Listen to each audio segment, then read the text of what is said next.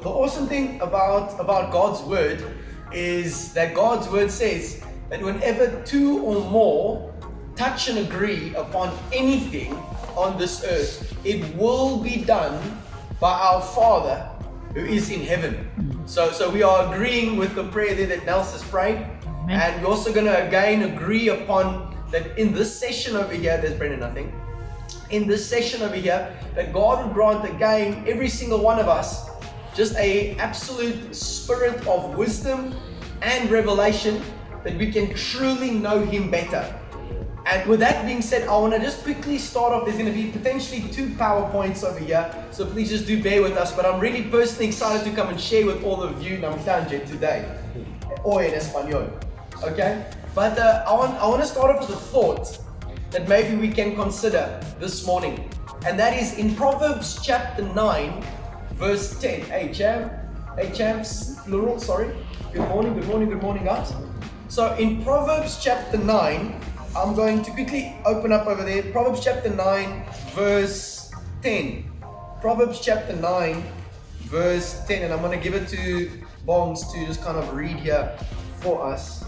Proverbs chapter 9, verse 10. There's it over there. Proverbs 9, verse 10. Finish read that out loud, please, sir. The fear of the Lord is the beginning of wisdom, and knowledge of the Holy One is understanding. Perfect, leave it right there. Can we give Bongs a massive round of applause with your cold hands? Awesome. So, the fear of the Lord is the what? The beginning of wisdom, and knowledge of the Holy One is understanding. The fear of the Lord. Now, that word fear over there does not refer to that every single time you fart or you burp that you think that God's going to hit you over the head with a baseball bat. That's not what it's talking about over there. Alright? That fear over there is talking about the reverent respect that we have for God. Okay? So when there's a reverent respect from the people, from us as individuals, from there wisdom is ultimately birthed. And I want to start off by sharing a thought just based upon everything that is currently happening within the country and so forth. But think about this, that if the fear of the Lord, if the reverent respect for God is restored back and established within the hearts of people, there would be no more need for security companies or police force or the national army. Why?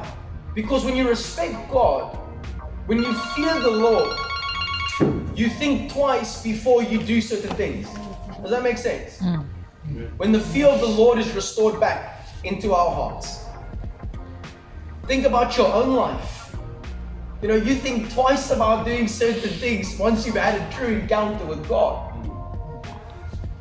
So when the fear of the Lord is restored back within people's lives, everything ultimately begins to change.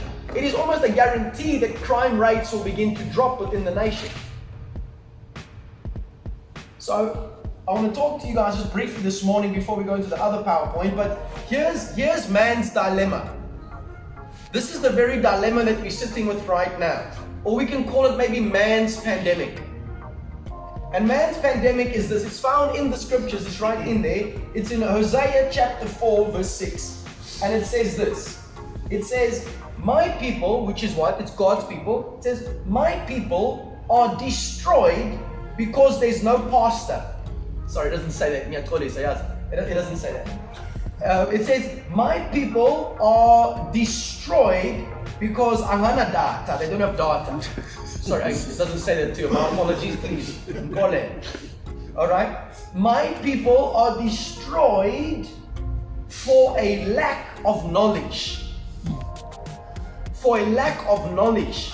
The looting is happening, the rioting is happening because we do not know who we are in Christ.